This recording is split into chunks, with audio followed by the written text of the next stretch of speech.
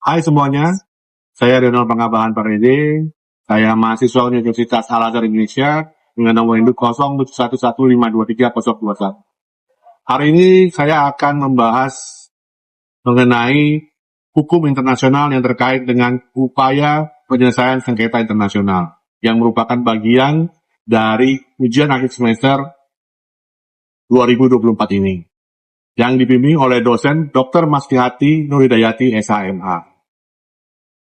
Berikut kita akan bahas apa itu sengketa internasional dan beberapa hal yang terkait dengan sengketa internasional itu, yaitu Satu, sengketa teritorial, yaitu sengketa perbatasan atau perebutan satu wilayah, seperti Pulau Senkaku antara Jepang dan Tiongkok, di mana mereka memperebutkan pulau di Laut Cina Timur. Lantas kemudian kedua, sengketa maritim. Sengketa maritim ini juga kurang lebih sama, akan tetapi ini kejadiannya di laut atau di perairan, contohnya di Laut Cina Selatan. Di situ ada klaim beberapa negara di Asia Tenggara dan dari Cina. Dan selanjutnya sengketa ekonomi atau perdagangan. Sengketa ini tidak hanya melibatkan dua negara, bahkan juga perusahaan-perusahaan di antara dua negara, bahkan lebih. Contohnya sengketa dagang antara Amerika dan Tiongkok. Di sini terjadi perselisihan mengenai tarif dan praktik perdagangan. Yang kedua seperti sengketa Boeing dan Airbus. Ini juga bisa melibatkan dua negara, yaitu Amerika Serikat dan Uni Eropa. Lantas keempat, kita bicara tentang sengketa lingkungan atau sumber daya. Lingkungan dan sumber daya ini contohnya kita bisa ambil Sungai Nil. Sungai yang menjadi sumber mata air menjadi sengketa antara Mesir, Sudan, dan Ethiopia, dan mereka memperebutkan penggunaan air dari Sungai Nil tersebut. Yang berikutnya adalah yang kelima, sengketa hak asasi manusia. Ini yang sedang ramai terjadi, yaitu antara Israel dan Palestina.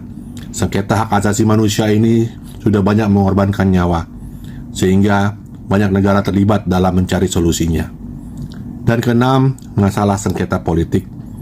Sengketa politik ini biasanya terkait dengan politik yang ada di negara-negara yang saling berselisih, seperti Ukraina dan Rusia saat ini, yang akhirnya menimbulkan konflik dan ketegangan di dua negara tersebut. Sengketa-sengketa ini sering terjadi dan kompleks, dan tentunya memerlukan cara-cara atau upaya untuk menyelesaikan sengketa ini, baik secara diplomatik maupun secara mediasi internasional. Macam sengketa yang saya sebutkan tadi sebelumnya, tentunya harus ada upaya atau solusi dalam penyelesaiannya. Oleh karenanya, kita harus tahu apa saja cara atau model yang dapat ditempuh dalam penyelesaian itu.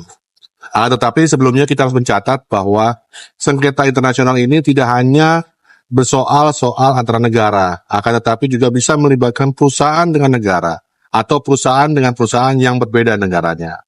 Baiklah, berikut adalah cara beberapa untuk menyelesaikan konflik sengketa internasional, yaitu pertama, satu, negosiasi. Negosiasi ini dilakukan langsung antara para pihak yang bersengketa, di mana dalam mencapai kesepakatannya tanpa campur tangan dari pihak ketiga manapun. Kedua, mediasi. Pihak ketiga yang netral akan membantu pihak yang bersengketa untuk mencapai kesepakatan. Jadi akan ada mediator di tengah, di antara dua pihak yang bersengketa. Yang ketiga yang harus dilakukan adalah konsiliasi, di mana ada sebuah komisi atau konsiliator yang netral, dan kemudian mengumpulkan fakta dan memberikan rekomendasi penyelesaian kepada pihak-pihak yang bersengketa. Keempat, arbitrase. Arbitrase diserahkan kepada satu atau beberapa arbiter yang netral dalam memberikan keputusan yang mengikat. Kemudian langkah penyelesaian berikutnya adalah yang kelima, adjudikasi, di mana bisa melalui mahkamah internasional, di mana keputusan pengadilan bersifat mengikat. Keenam, penyelidikan. Sebuah komisi dibentuk untuk mengkaji fakta-fakta sengketa, berikan laporan yang dapat membantu penyelesaian sengketa.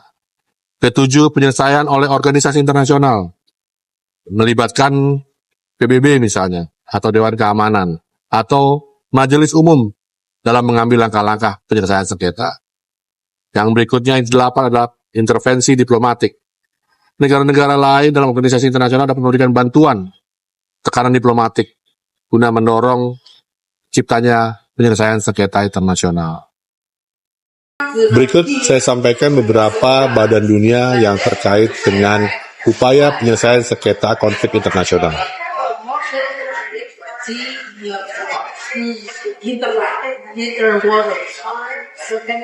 Dalam penyelesaian sengketa internasional, tentunya tidak semuanya itu akan berjalan dengan mulus. Ada banyak kekurangan dan kelebihan dari masing-masing cara penyelesaiannya. Semua itu tergantung daripada sifat sengketanya, keinginan dari para pihak yang terlibat, dan kerangka hukum yang berlaku dari masing-masing negara. Inilah yang menjadi dasar bagaimana penyelesaian sebuah sengketa internasional dapat diupayakan. Dan diharapkan dengan langkah-langkah yang tepat dan baik dan niat dari para pihak yang bersengketa dapat menyelesaikan atau mendapatkan solusi dalam penyelesaian sengketanya. Demikian penjelasan saya berkaitan dengan upaya penyelesaian konflik internasional. Semoga penjelasan saya ini bisa memberikan pembelajaran dan pengetahuan bagi kita semuanya. Terima kasih.